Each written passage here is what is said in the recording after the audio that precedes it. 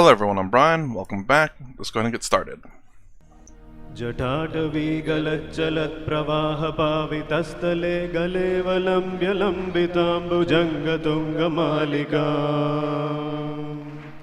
जटाटवीगलज्जलत्प्रवाहपावितस्थले बलेवलम्ब्यलम्बिताम्बुजङ्गतुङ्गमालिका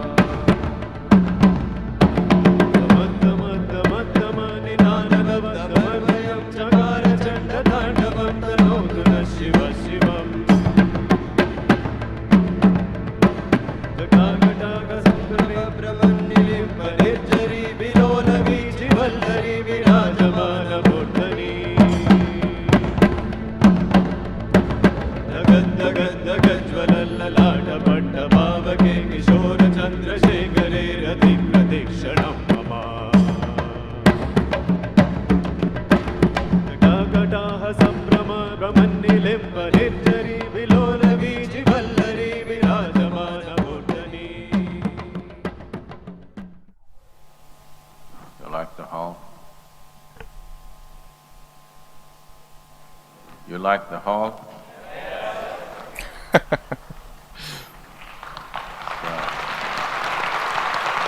Pretty massive.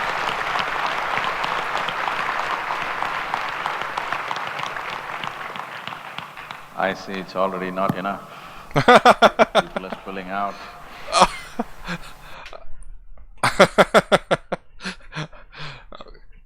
I'm laughing because I said it was massive, and then he just answers, yeah, but it's not enough. I'm like, oh, it felt like he almost answered my question. That's pretty big. Oh yeah, it feels like it's not enough. People are spilling out. I was like, oh geez, maybe it's not big enough then. So essentially, last 3.5 to 4 months is when all the work was done. So many people, maybe many of you are here, have contributed to make this happen. And our brahmacharis, residents, our people who are in charge of the construction here, it's been a phenomenal feat. In the sense, I think during this period of construction, at least 50% of the days it was raining. You should have seen just 2 days, 3 days ago, how the site was. So, they would be too embarrassed if I asked them to come up. But all these young boys, our brahmacharis and so many other residents and a few meditators,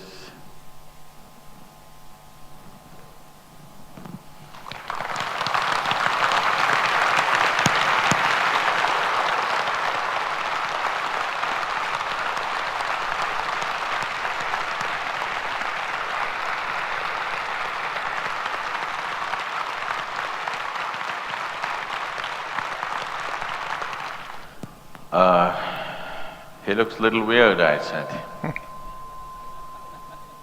Even I look nice and civilized in front of him.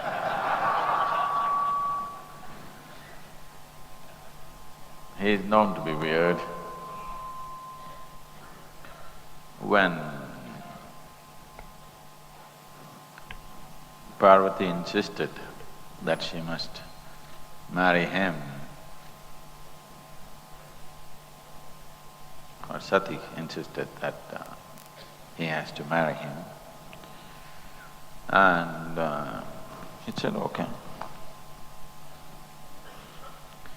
Then the wedding was set up, all the guests came,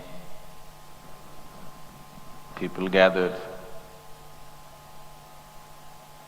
dressed through their wedding best, big celebration. Then the groom came, like that. And he was inebriated.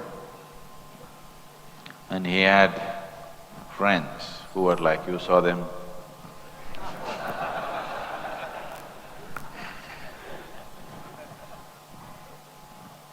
he had really freaky friends who didn't even look human, and they were not. They were not human and they were not interested in pretending to be human. So they just came, all of them inebriated, making cacophonic noises of their own, speaking in a language that nobody could understand, making loud noises. They came. They were almost about to pass the wedding and go on because they don't even know where they're going. The mother of the bride, Meena, saw him and she said, "Am I giving my daughter to this man?" She just looked at him and she fainted. If you can make your mother-in-law faint, you gotta be something.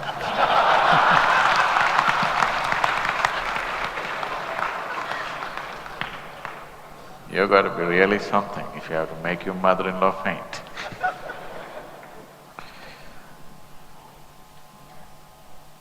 So he's like that. For the wedding, because when people pleaded and when the bride pleaded, "Please, for my sake, get civilized, look better," then he transformed himself into an absolutely handsome man, so well dressed.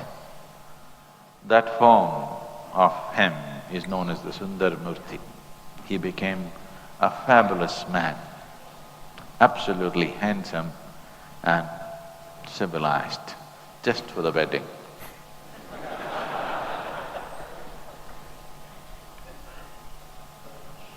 Because you're not going to get married to him, so he's okay. We don't have to make him beautiful, he's okay like this. Sadhguru, you drank cobra's venom with milk. Why? It's venom, it's not poison. You need to understand that. Venom affects you only when it gets into your bloodstream, not necessarily in your stomach. And I was thinking that, I didn't know if I said it in that video. It's like, I hope he doesn't have any ulcers or something in his digestive tract, because I've heard people have gotten, I would say poisonous, venom in their bloodstream that way. I mean, a lot of people who take care of snakes, they tend to, I guess maybe some tend to drink the venom so that they gain immunity to it. But yeah, I was like, and I wonder what the milk is. But invariably, there will be some opening somewhere, some small cut, some small ulcer, something, it will enter, it has. Just my eyelids are a little droopy, otherwise I'm okay. So whatever I offer to him, how do I offer to him without me taking it on?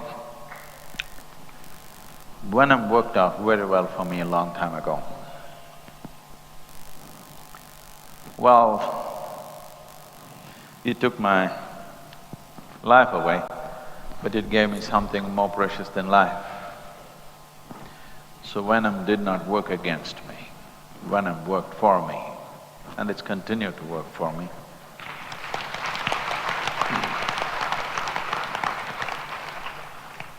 So, there are various aspects to it.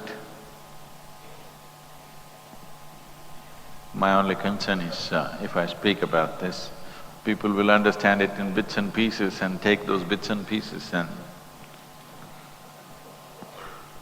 they may get bitten.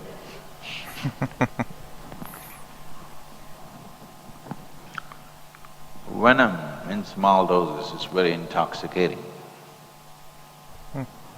Too much of anything kills you. Even oxygen kills you. Pongal can kill you.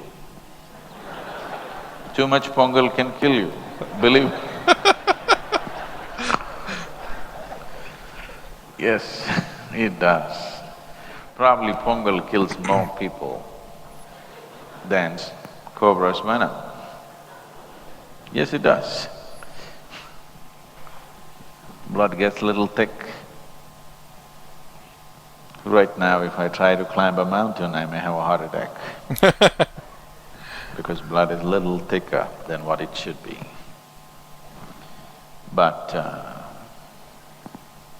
it makes the system so vibrant. Above all, I didn't want to offer it to him unless I'm willing to take it too. So, he likes it. He drinks it up. Solidified mercury takes in only 3 substances. Actually, we could experiment, but I don't want to do such things. With another piece of mercury, we could try this, you can see this actually. It will take in gold, it will take in silver, and it will take only cobra's venom. You give it some other venom, he won't take it.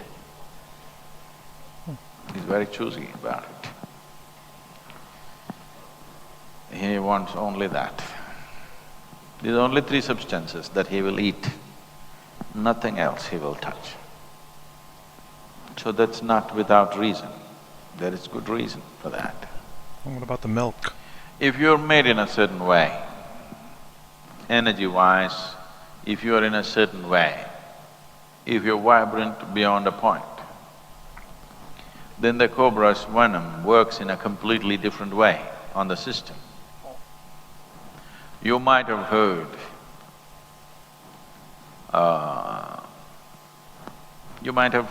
traditionally, particularly in Tamil Nadu, some of the siddhas use this. If somebody is poisoned, then they will take many bites from the cobra and they will recover. Have you heard of this? Huh? Particularly in South. And one famous case in history is Bhima. Bhima was poisoned and then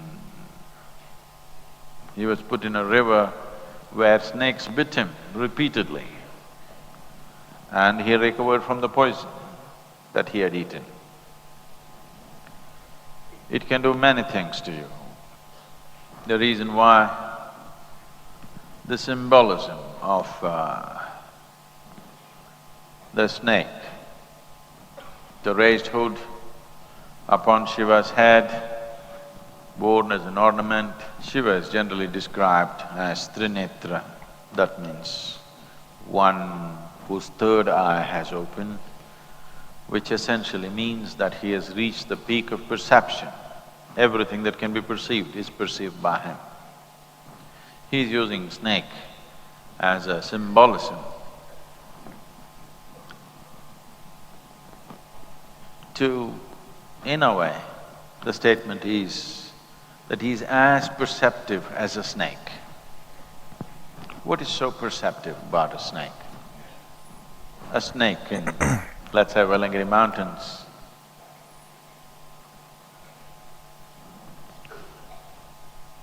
knows more about the spiritual sciences than any of you for sure, than any spiritual book that you can read on the planet. He knows more about it. Not intellectually, energy-wise. Everything that's happened in this region, phenomenal things have happened in this region. If you want to know the science of, let's say, creating dhyana linga,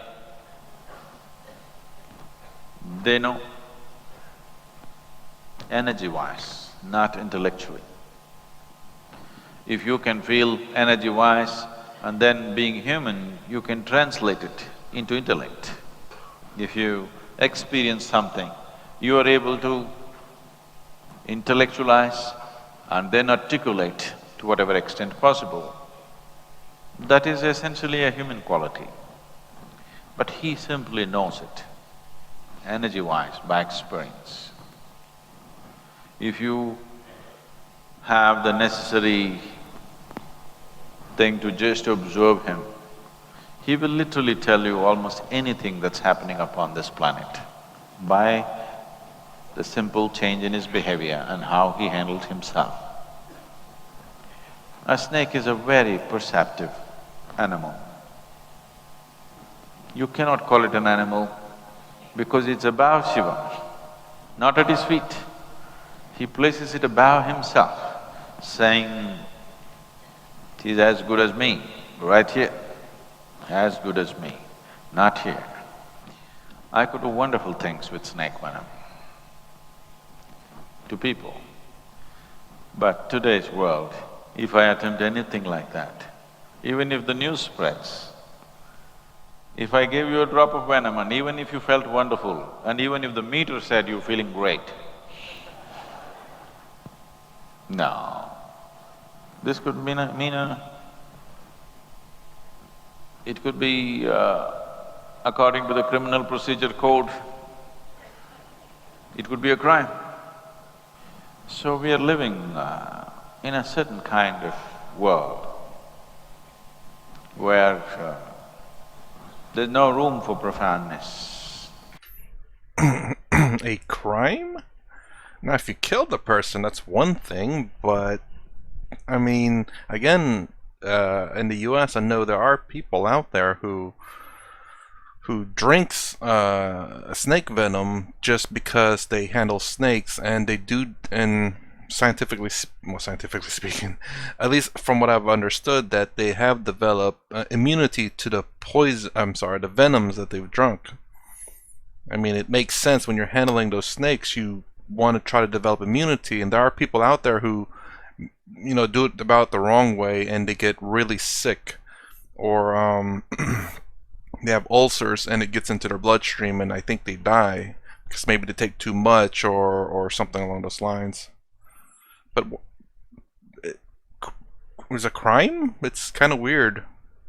I don't think it's a crime in the US, but then again, you also have to look at individual states as well. Sometimes I wonder, why the hell am I still around? Because there's no room for profoundness. There's simply… the more profane you are, the better you are in this world today. That's how it is. Just about everything.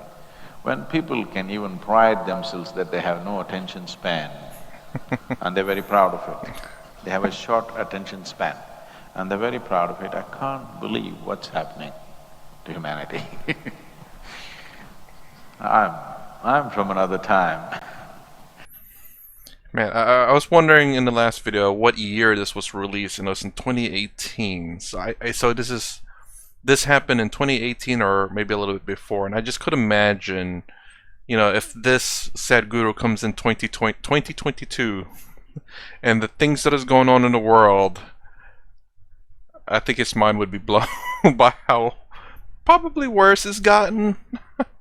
I mean, of course, Sadhguru in 2022 knows what's happening, but you take this Sadhguru out of time and put him in 2022? Oh, jeez. Unfit in this world, probably. 9 types of poisons, they're mixed and made it into medicine in this land. You heard of Navapashanam? Mercury, which just about anywhere in the world people fear it as poison. It is a main ingredient of the Siddha medicine in South India. So what is poison and what is the elixir of life? Simply depends on who you are. And Shiva has always been known as the Nilakanta. That means a poisoned throat. So if you have a cobra hanging around your throat, if you wear a cobra as an ornament, you're bound to have your throat bitten often enough to turn blue. There isn't another man. There has never been another man with the capabilities and the knowing that this man was. There hasn't been one till then, since then. Everybody whom you worship in this land, if you are a Rama worshipper, if you are a Krishna worshipper, whoever, all of them worshipped Shiva. I am not trying to set superiority, inferiority, business, Vaishnavas and Shaivas fighting. I'm not talking about them. I'm saying right through history, just everybody that you held as a divine being, all of them. Krishna never started his day without his doing morning Shiva Puja, every day. Even on the day of the war, he was doing it. Particularly, Mahabharata mentions it, that even when the battle was on, even those 18 days, all others were busy, worried about what's going to happen today. But he did his morning Shiva Puja before he stepped out. In his own life, he was seen as a god, nothing less than that. Even he, because there hasn't been another one like him. With his capabilities, with his knowing, with his perception, it's been the highest that humanity has hit. Maybe we can't take pride in it, because maybe he was not human. Not maybe, he was not. Sadhguru, how is the Adi Yogi Linga different from Dhyana Linga? And what aspect of Shiva is being brought out in the Adi Yogi Linga? You cannot compare Dhyana Linga with anything else. There isn't another thing like this on the planet. I could do 1,000 of these things in my life, but I will not be able to do even one more of that. It's very different. Everything is different. It's a different dimension altogether. Well, in logical thought, there may not be much difference because that also has 7 chakras, this also has 7 chakras.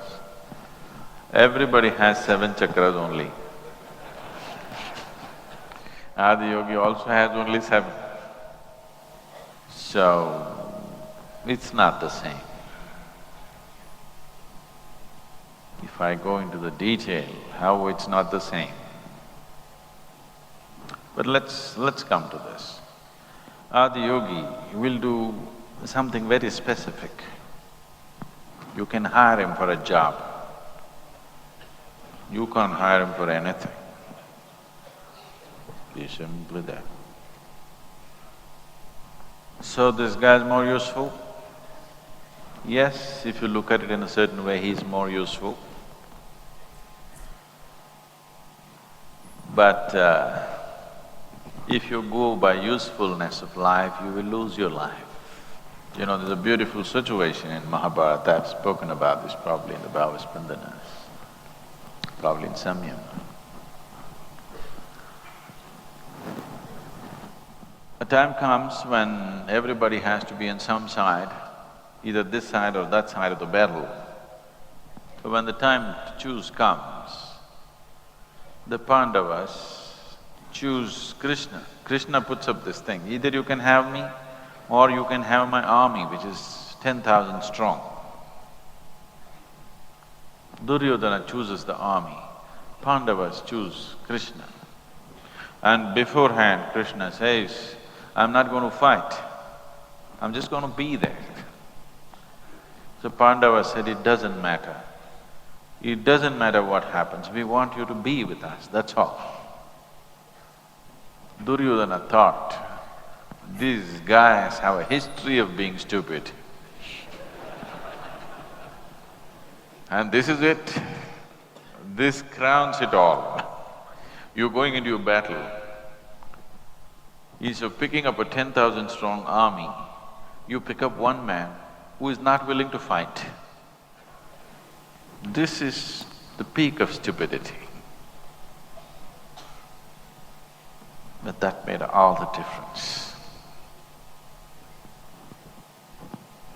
That made all the difference.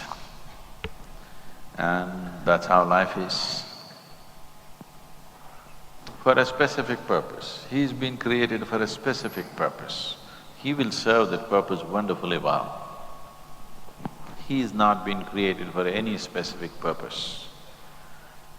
He is simply there like the universe. An insect may have a purpose, a bird may have a purpose, an animal may have a purpose, a tree may have a purpose, a plant may have a purpose, a weed may have its purpose.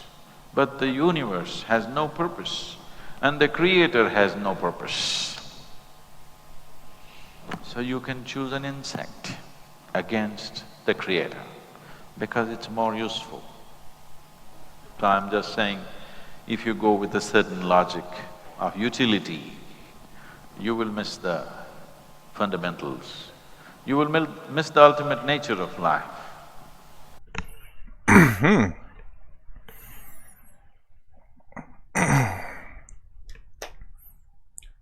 So basically, one is a tool to be used to better, as far as I'm understanding, to do something specific.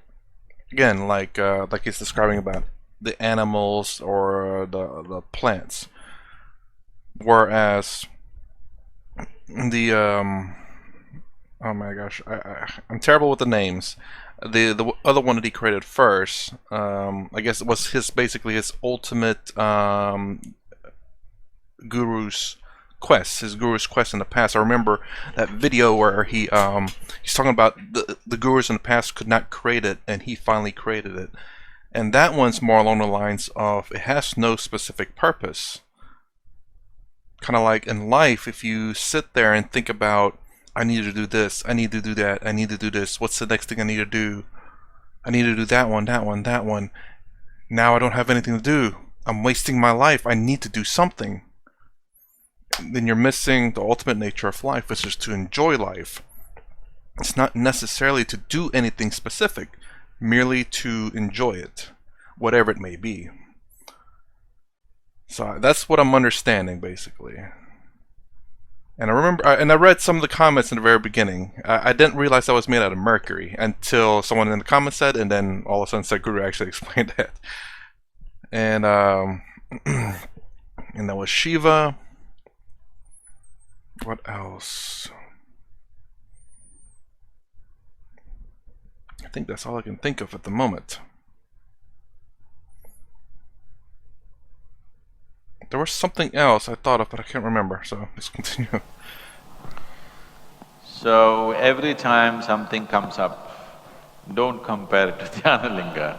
Ask, okay, is Bhairavi better than Dhyanalinga? Last time I think this question came. Now is Adiyogi better than… Okay, there is no competition for him. But he's not in the race. But he's not in the race. But there's no competition for him. But he's never going to be in the race. So, every time something happens, don't compare. As I told you, I can consecrate 1,000 like this. If we have the money, the resource, we can do 1,000 Adiyogis. Actually today if we wanted, we could have consecrated maybe 10 at a time and kept it ready. Suppose you build a hall in your town, we could have just sent him. Yes, we could have done 10. We had enough energy and anyway all of you are there, you're 10,000, for 1,000 I could have done one at least. We could have easily done 10 or more. But that's not the case with that. That cannot be done again. Just out of question. Definitely I cannot do it. I don't see anybody right now on this planet who can do it. Tomorrow if somebody comes, I don't know. Sometime in future if somebody comes, we do not know. But right now I don't see anybody on the planet who can do that.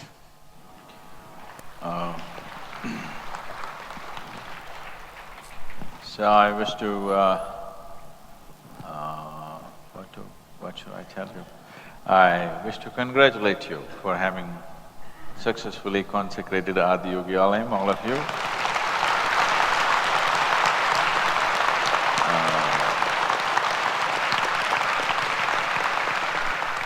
At a time like this, when I'm doing something like this, if you have experienced me as a nice person, I'm not a nice person when I'm onto something like this. Because this needs a certain kind of focus. This needs a certain kind of, not mental focus alone, it needs a certain kind of energy focus which doesn't spare any room for niceties of life and behavior and conduct. It's just that. So I've been in a certain way last 2 days. If it's been little too whatever for you, if it's little been rude or scary, you haven't seen Shiva. He's rude and scary. It's been really wonderful all of you being here and absolute participation from all of you. It's been great having you here.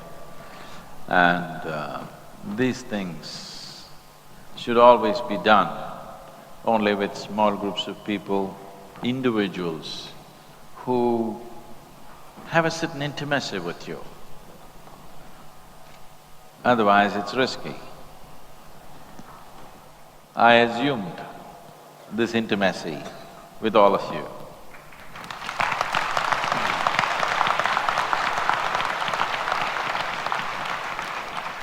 And it's truly wonderful that without any aberration, all of you went through this in a wonderful manner. I bow down to you for this. Wonderful.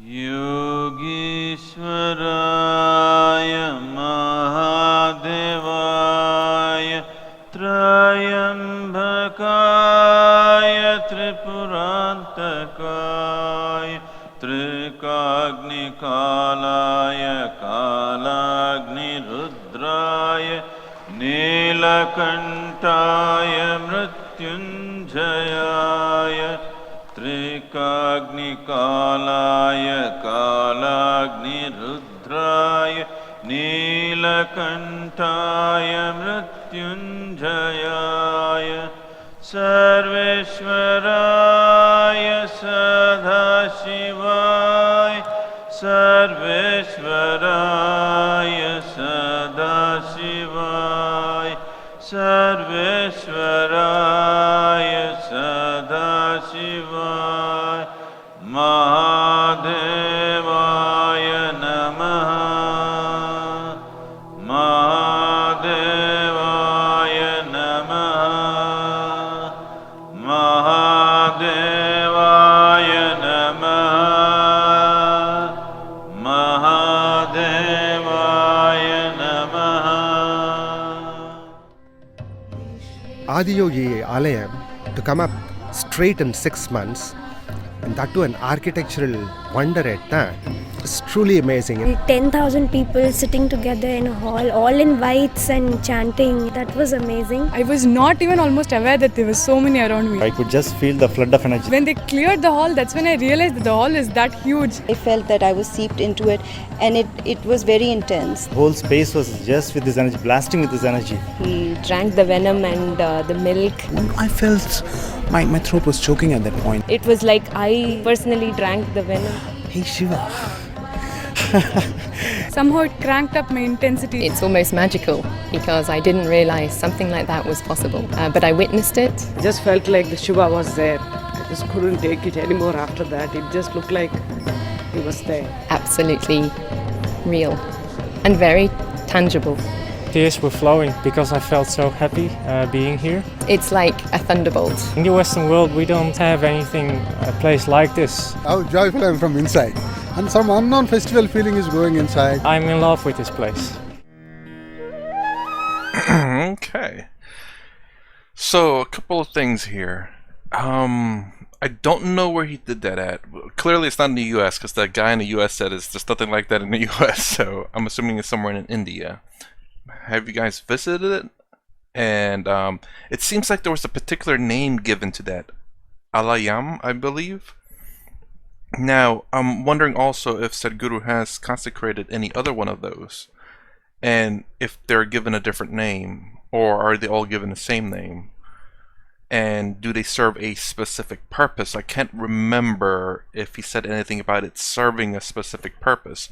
Although towards the end there he said that it does serve a specific purpose, but I don't know if he said what that specific purpose is. I guess it could be anything, but it is a specific purpose. As opposed to the Dalayinga, I'm probably butchered that, I can't remember what it's called.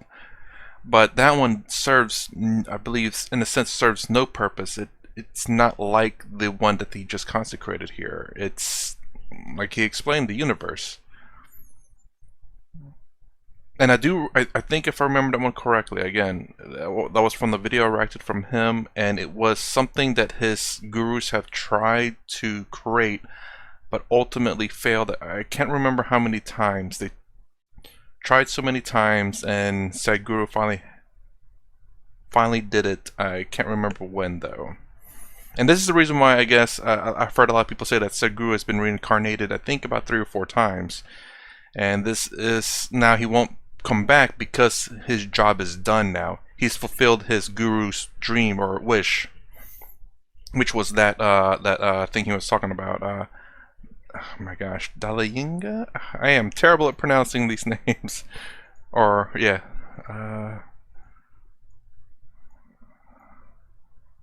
Let me see if I'm gonna butcher the crap out of it. There it goes.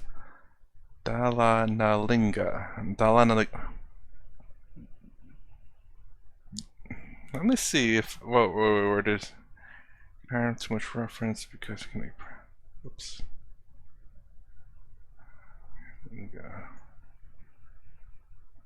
Linga.